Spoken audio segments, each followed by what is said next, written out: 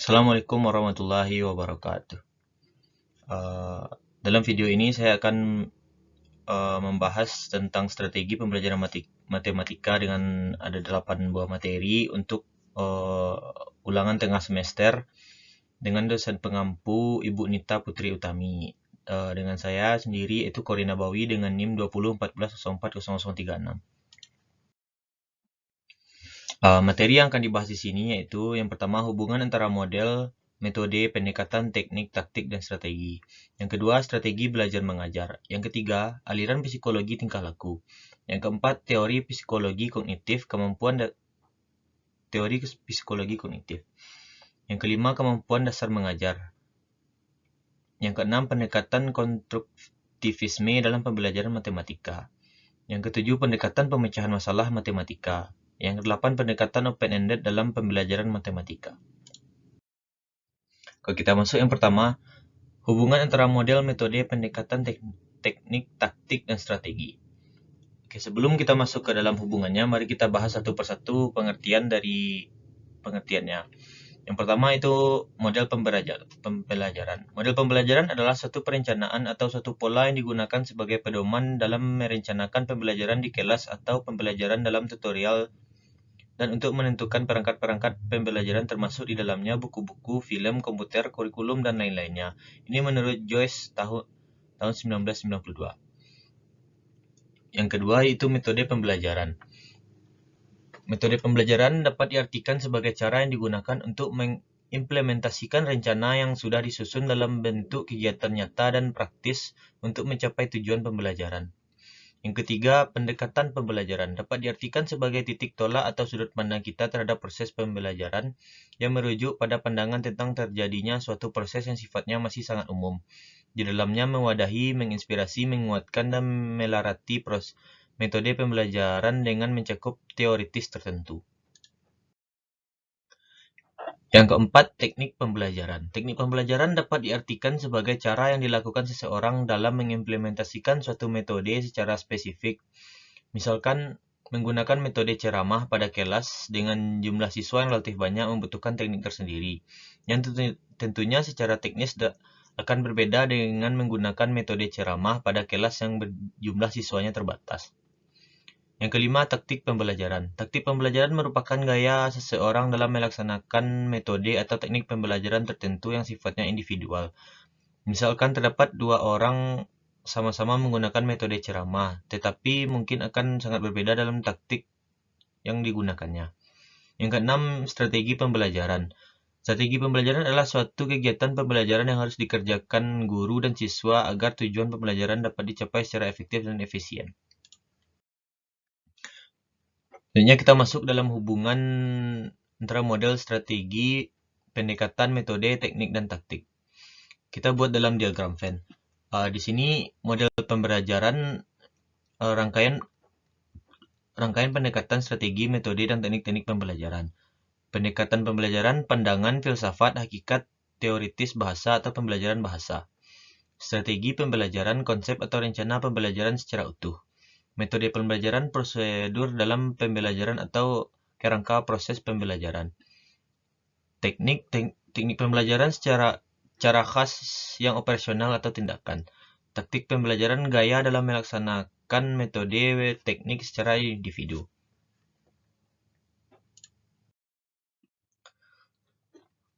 Materi yang kedua yaitu strategi belajar mengajar. Pengertiannya menurut beberapa ahli, yaitu yang pertama menurut Romizowski, dia berpendapat bahwa strategi belajar mengajar adalah pandangan umum dari serangkaian tindakan yang disesuaikan dengan perintah yang dipilih untuk metode pembelajaran.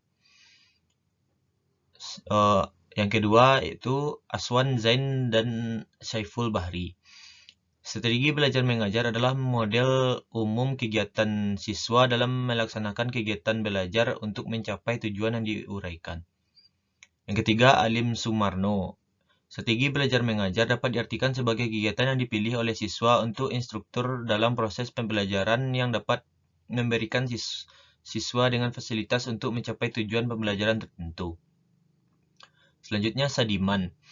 Strategi belajar mengajar adalah upaya terencana untuk memanipulasi sumber belajar sehingga proses pembelajaran berlangsung dalam diri siswa.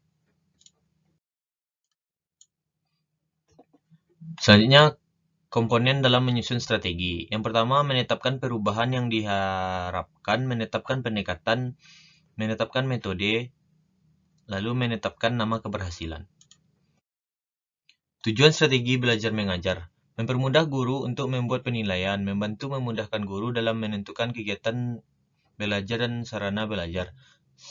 Sederhanakan pemilihan pengaturan bahan ajar untuk guru. Mempermudah siswa untuk mengkomunikasikan tujuan kegiatan belajar mengajar sehingga siswa dapat melakukan pembelajaran mereka lebih mandiri. Yang ketiga, aliran psikologi tingkah laku. Ini materi yang ketiga.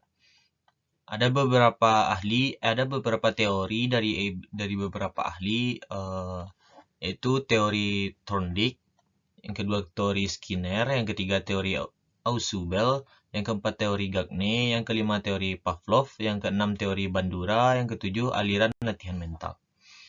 Kita masuk yang pertama, itu teori Thorndike. Edward L. Thorndike tahun 1874 sampai 1949 mengemukakan beberapa hukum belajar atau law effect. Belajar akan lebih berhasil bila respon siswa terhadap suatu stimulus segera diikuti dengan rasa senang atau kepuasan. Rasa senang akan kepuasan bisa timbul sebagai akibat anak mendapatkan pujian atau ganjaran lainnya. Stimulus ini termasuk reinforcement. Selanjutnya teori belajar stimulus respon atau koneksionisme, atau pada hakikatnya belajar merupakan proses pembentukan hubungan antara stimulus dan respon. Terdapat beberapa dalil atau hukum dalam teori ini. Yang pertama, hukum kesiapan atau law of readiness. Bagaimana kesiapan seorang anak dalam melakukan suatu kegiatan? Anak akan lebih berhasil belajarnya jika ia lebih siap melakukan kegiatan belajar. Yang kedua, hukum latihan, law of exercise. Stimulus respon akan memiliki hubungan satu sama lain secara kuat jika proses pengulangan sering terjadi. Makin banyak kegiatan dilakukan, maka hubungan terjadi akan bersifat otomatis. Ketiga, hukuman akibat atau law of effect. Kepuasan yang terlahir dari adanya ganjaran dari guru, dan anak cenderung untuk berusaha melakukan atau meningkatkan apa yang telah dicapainya itu. Jika terdapat asosiasi yang kuat antara pernyataan dan jawaban, maka bahan yang disajikan akan tertanam lebih lama dalam ingatan anak. Selanjutnya itu kualitas dan kuantitas hasil belajar siswa tergantung dari kualitas dan kuantitas stimulus respon dalam pelaksanaan kegiatan belajar mengajar.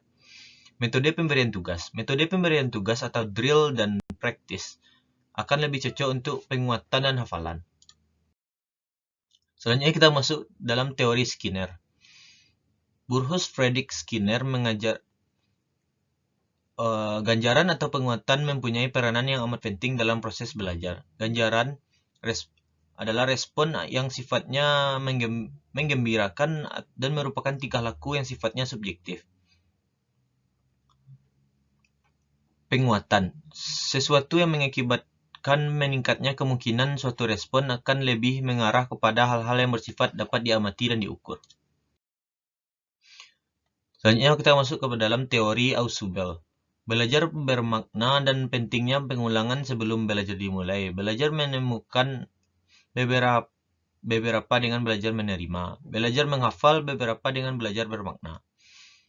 Menentang pendapat bahwa metode menemukan paling baik karena bermakna dan metode ceramah merupakan belajar menerima. Ia berpendapat bahwa metode penemuan dan ceramah bisa menjadi belajar menerima bermakna, tergantung situasinya. Metode ekspositori adalah metode mengajar yang paling baik dan bermakna. Selanjutnya kita masuk dalam teori Gagne. Menurut Gagne ada 8 tipe terurut menurut taraf kesukarannya. Belajar isyarat, stimulus respon, rangkaian gerak, rangkaian verbal, membedakan, pembentukan konsep, pembentukan aturan, dan pemecahan masalah. Dalam pemecahan masalah ada 5 langkah. menyajikan masalah dalam bentuk yang jelas, menyatakan masalah dalam bentuk yang operasional, menyusun hipotesis alternatif dan prosedur kerja yang diperkirakan baik, mengetes hipotesis dan melakukan kerja untuk memperoleh hasilnya, mengecek kembali hasil yang sudah diperoleh. Teori Pavlov. Teori belajar klasik. Ia melakukan percobaan terhadap seekor anjing. Anjing itu dikurung dalam kandang dalam waktu tertentu dan diberi makan. Selanjutnya setiap akan diberi makan, Pavlov menyembunyikan bel pada jangka waktu tertentu. Anjing itu mengeluarkan air liurnya meskipun tidak diberi makan.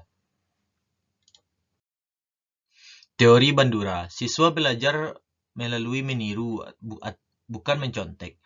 Hal-hal yang dilakukan oleh orang lain, terutama oleh guru. Guru harus menjadi model yang profesional. Aliran latihan mental. Mental berasal dari kata Latin yaitu mentis yang artinya jiwa, nyawa, sukma, roh, semangat. Sedangkan dalam rumus psikologi mengemukakan mental adalah yang berkenaan dengan jiwa, batin, ruhaniah.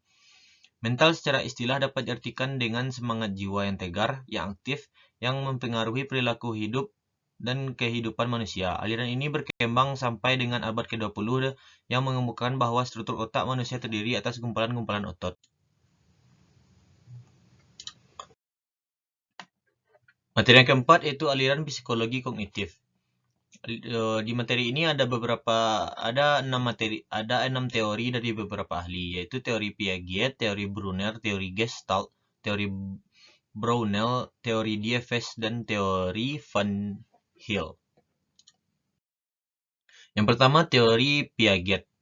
Struktur kognitif sebagai skemata atau skemas, yaitu kumpul dari skema-skema. Seorang individu dapat mengikat, memahami, dan memberikan respon terhadap stimulus disebabkan karena bekerjanya skema ini. 4 tahapan perkembangan kognitif dari setiap individu. Tahap sensori motor dari lahir sampai umur sekitar 2 tahun. Tahap praoperasi dari sekitar 2 tahun sampai 7 tahun. Tahap operasi konkret dari sekitar umur 7 tahun sampai 11 tahun. Tahap operasi formal sekitar umur 11 tahun dan seterusnya. Yang kedua, teori Brunner.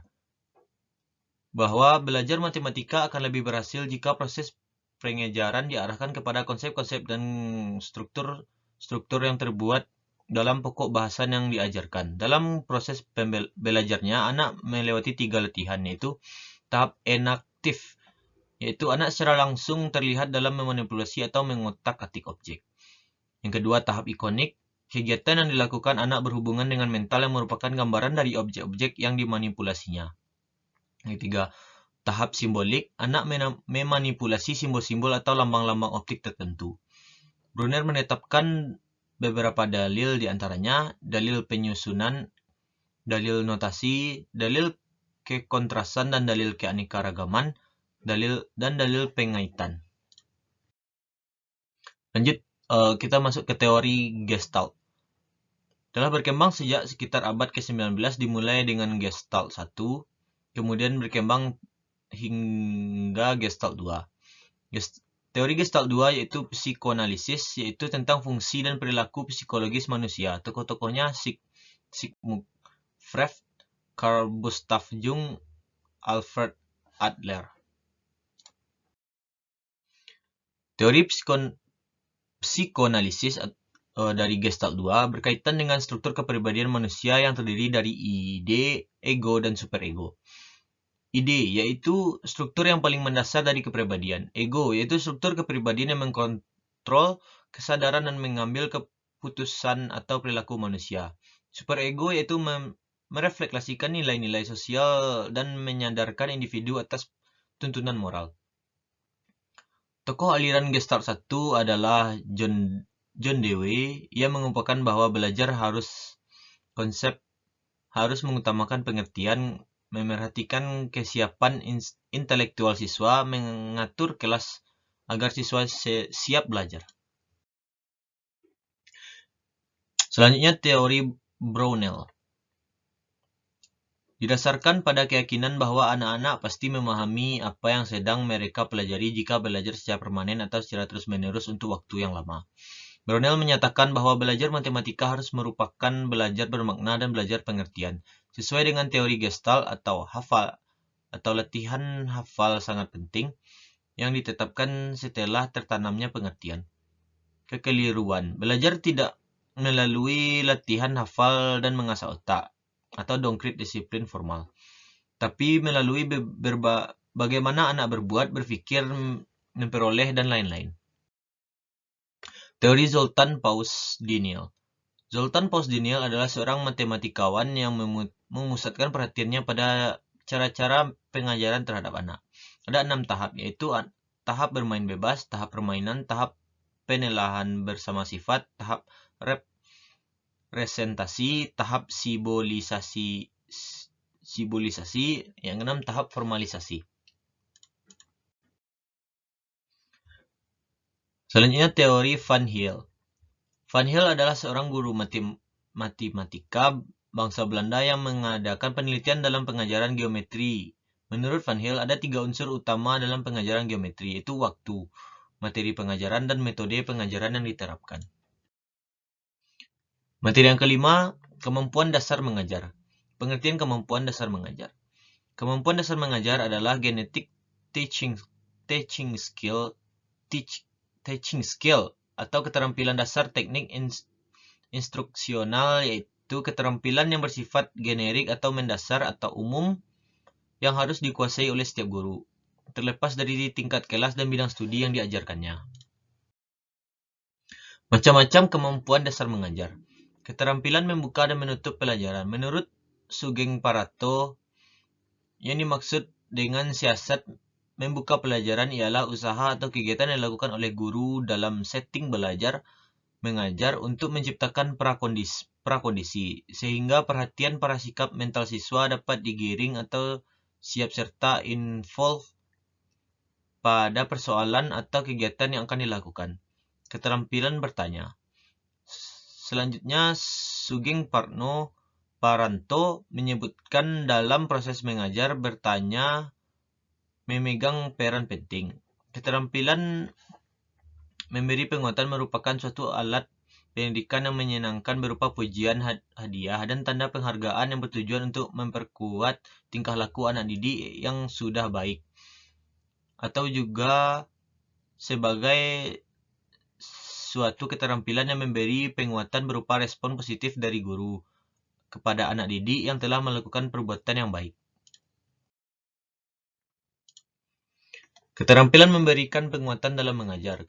Keterampilan memberi penguatan merupakan suatu alat pendidikan yang menyenangkan berupa pujian, hadiah, dan tanda penghargaan yang bertujuan untuk memperkuat tingkah laku anak didik yang sudah baik. Atau juga sebagai suatu keterampilan yang memberi penguatan berupa respon positif dari guru kepada anak didik yang telah melakukan suatu perbuatan baik. Komponen keterampilan memberikan penguatan. Penguatan verbal, penguatan nonverbal, penguatan gerak isyarat, penguatan pendekatan, penguatan dengan sentuhan atau kontak, penguatan dengan kegiatan yang menyenangkan, penguatan tak penuh. Kelebihan dan kelemahan dalam memberikan penguatan. Meningkatkan perhatian siswa dan memotivasi siswa terhadap pembelajaran. Mendorong siswa memiliki perilaku atau bersikap baik dan produktif. Menumbuhkan rasa percaya diri siswa. Meningkatkan cara belajar siswa menjadi aktif. Mendorong siswa untuk meningkatkan belajarnya secara mandiri. Keterampilan mengadakan variasi atau stimulus variation. Variasi merupakan hal yang perlu dilakukan saat proses pembelajaran. Menurut Alma, membuat variasi adalah suatu hal yang sangat penting dalam perilaku keterampilan mengajar. Variasi dalam hal ini adalah menggunakan berbagai metode, gaya mengajar, sumber bahan pelajaran, media pengajaran, dan variasi dalam bentuk interaksi antara guru dan peserta didik. Tujuan dan manfaat keterampilan mengadakan variasi. Terciptanya proses pembelajaran yang menarik dan menyenangkan bagi siswa, meningkatkan perhatian dan motivasi siswa. Prinsip-prinsip keterampilan mengadakan variasi. Variasi hendaknya digunakan dengan suatu maksud tertentu yang relevan dengan tujuan yang hendak dicapai. Variasi harus digunakan dengan lancar dan berkesinambungan sehingga tidak akan merusak perhatian peserta didik dan tidak mengganggu pelajaran. Keterampilan menjelaskan. Keterampilan menjelaskan terdiri atas beberapa komponen sebagai berikut. Komponen merencanakan penjelasan dan komponen menyajikan penjelasan. Kedua, keterampilan membimbing diskusi kelompok kecil. Diskusi kelompok kecil merupakan salah satu bentuk kegiatan belajar mengajar yang menggunakan cukup sering dipergunakan.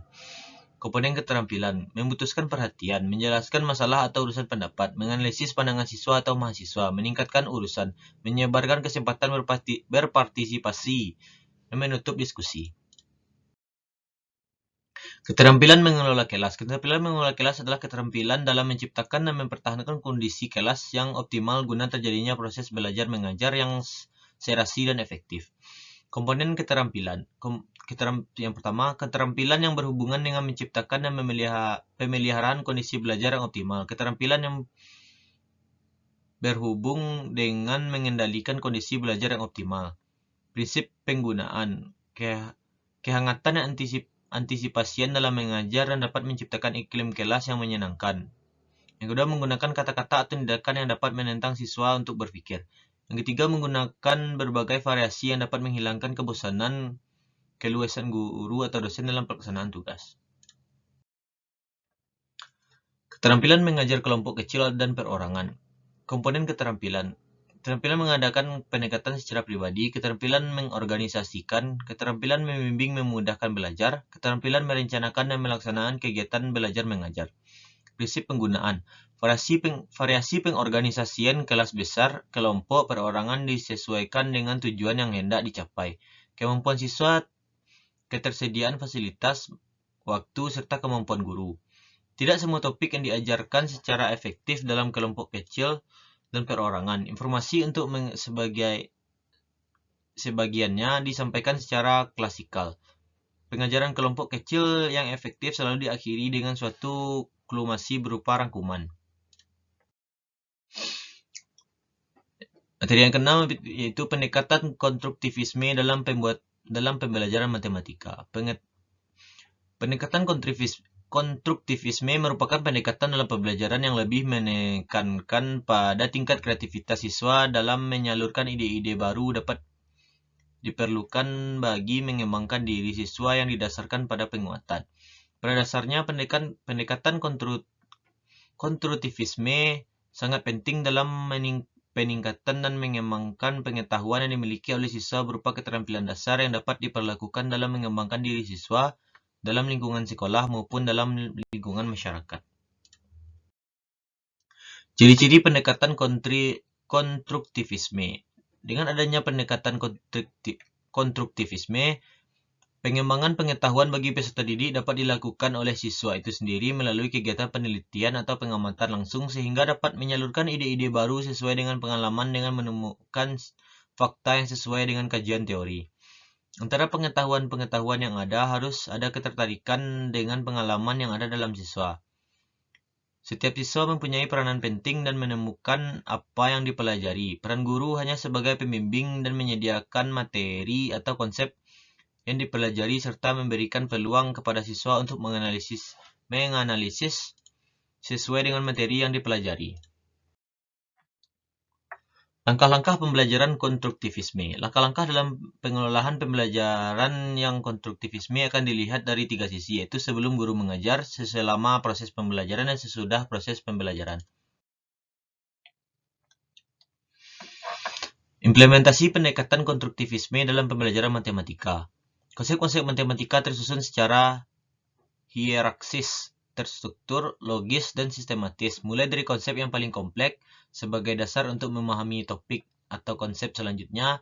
Di dalam konstruktivisme, peranan guru bahkan memberi jawaban akhir atas pertanyaan siswa, melainkan mengarahkan mereka untuk memberikan pengetahuan matematika sehingga diperoleh struktur matematika. Sedangkan dalam paradigma tradisional, guru mendominasi pembelajaran dan guru senantiasa menjawab dengan segera terhadap pertanyaan-pertanyaan siswa.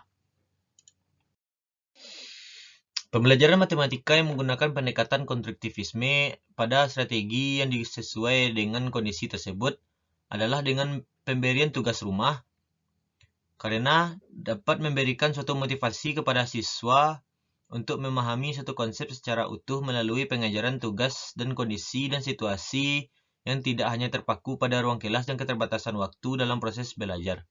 Siswa dapat berusaha memahami suatu masalah beserta pemecahannya berdasarkan kecepatan dan kemampuannya sendiri. Dengan demikian diharapkan dapat memberi suatu motivasi kepada siswa untuk berperan aktif dalam proses pembelajaran dan menimbulkan tanggapan positif terhadap matematika.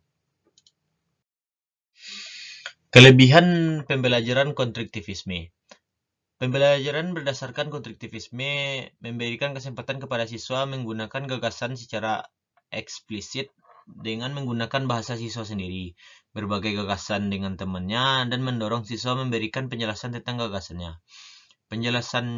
Pembelajaran berdasarkan konstruktivisme memberi pengalaman yang berhubungan dengan gagasan yang telah dimiliki siswa atau rancangan kegiatan disesuaikan dengan gagasan awal siswa agar siswa memperluas pengetahuan mereka tentang fenomena sehingga siswa terdorong untuk membedakan dan memadukan gagasan tentang fenomena yang menentang siswa. Yang ketiga, pembelajaran konstruktivisme memberi siswa kesempatan untuk berpikir tentang pengalamannya. Ini dapat mendorong siswa berpikir kreatif, imajinatif, mendorong refleksi tentang model dan teori, mengenalkan gagasan-gagasan pada saat yang tepat. Kekurangan pembelajaran konstruktivisme. Karena siswa mengkonstruksi pengetahuannya sendiri, tidak jarang bahwa hasil konstruksi pada ilmuwan hal ini mengakibatkan terjadinya miskonsepsi. Yang kedua, membutuhkan waktu yang lama. Setiap siswa memerlukan penanganan yang berbeda-beda. Materi yang ketujuh, pendekatan pemecahan masalah matematika. Pengertian masalah dan pemecahan masalah. Masalah adalah terjadinya kesenjangan antara apa yang diharapkan dengan kenyataan, antara apa yang dimiliki dengan apa yang dibutuhkan, antara apa yang telah diketahui dengan apa yang ingin diketahui. Proses bagaimana mengatasi kesenjangan yang terjadi disebut dengan proses pemecahan masalah. Masalah dalam pembelajaran matematika adalah suatu persoalan atau pertanyaan yang bersifat menantang yang tidak dapat diselesaikan dengan prosedur rutin yang sudah biasa dilakukan atau sudah diketahui. Langkah-langkah pemecahan masalah itu yang pertama memahami masalahnya terlebih dahulu, yang kedua merencanakan cara penyelesaiannya, yang ketiga melaksanakan rencana. Yang keempat, menafsirkan hasil atau memeriksa kebenaran hasil.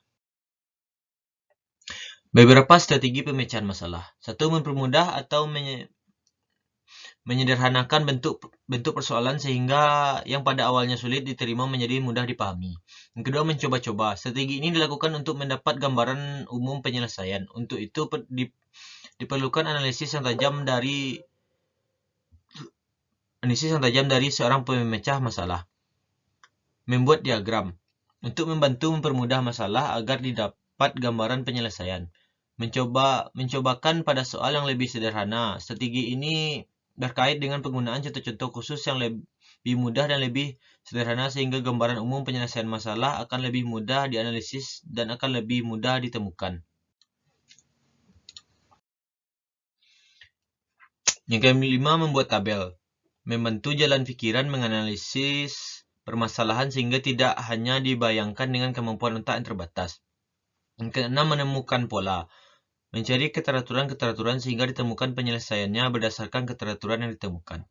Yang ketujuh, memisahkan tujuan umum yang hendak dicapai menjadi beberapa tujuan bagian sebagai batu loncatan untuk mencapai tujuan yang sesungguhnya. Memperhitung setiap kemungkinan. Strategi ini berkaitan dengan menggunakan aturan-aturan yang dibuat sendiri oleh para pelaku selama proses pemecahan masalah berlangsung sehingga dapat dipastikan tidak ada satupun alternatif. Beberapa indikator pemecahan masalah. Mengidentifikasi unsur-unsur yang diketahui yang ditanyakan dan kecukupan unsur yang diperlukan. Merumuskan masalah matematika atau menyusun model matematika.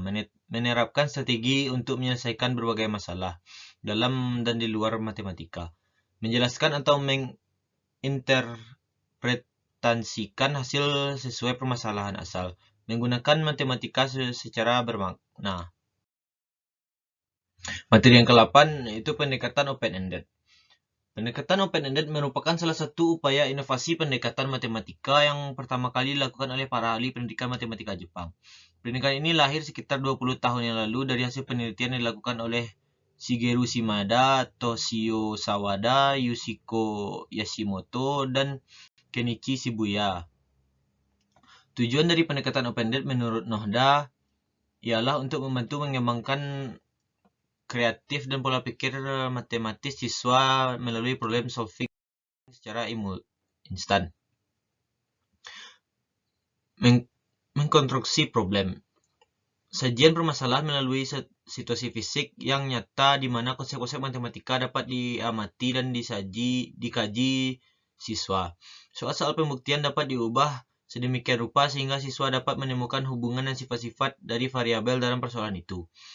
Sajikan bentuk-bentuk atau bangunan atau geometri sehingga siswa dapat membuat suatu konjektur. Sajikan urutan bilangan atau tabel siswa sehingga siswa dapat menemukan aturan matematika. Berikan beberapa contoh konkret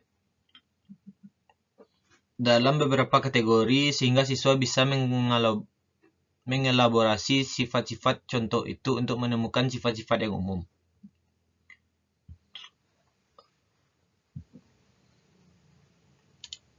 Berikan beberapa latihan serupa sehingga siswa dapat menggeneralisasi dan pikirnya. Mengembangkan rencana pembelajaran. Apakah problem itu kaya dengan konsep-konsep matematika dan berharga? Apakah level matematika itu dari problem itu cocok untuk siswa? Apakah problem itu mengundang pengembangan konsep matematika yang lebih lanjut? Keunggulan pendekatan open-ended. Siswa berpartisipasi lebih aktif dalam belajar dan sering mengekspresikan ide. Siswa memiliki kesempatan lebih banyak dalam memanfaatkan pengetahuan dan keterampilan matematika secara komprehensif. Siswa dengan kemampuan matematika rendah dapat merespon permasalahan dengan cara mereka sendiri. Siswa secara intrinsik termotivasi untuk memberikan bukti atau penjelasan. Siswa memiliki pengalaman yang banyak untuk menemukan sesuatu dalam menjawab permasalahan. Kelemahan pendekatan open-ended. Membuat dan menyiapkan masalah matematika yang bermakna bagi siswa bukanlah pekerjaan yang mudah. Mengemukakan masalah yang langsung dapat dipahami siswa sangat sulit sehingga banyak siswa yang mengalami kesulitan bagaimana merespon permasalahan yang diberikan. Siswa dengan kemampuan tinggi bisa merasa ragu atau mencemaskan jawaban mereka. Mungkin ada sebagian siswa yang merasa bahwa kegiatan belajar mereka tidak menyenangkan karena kesulitan yang mereka hadapi. Terima kasih. Sekian presentasi saya. Wabillahi taufiq hidayah. Assalamualaikum warahmatullahi wabarakatuh.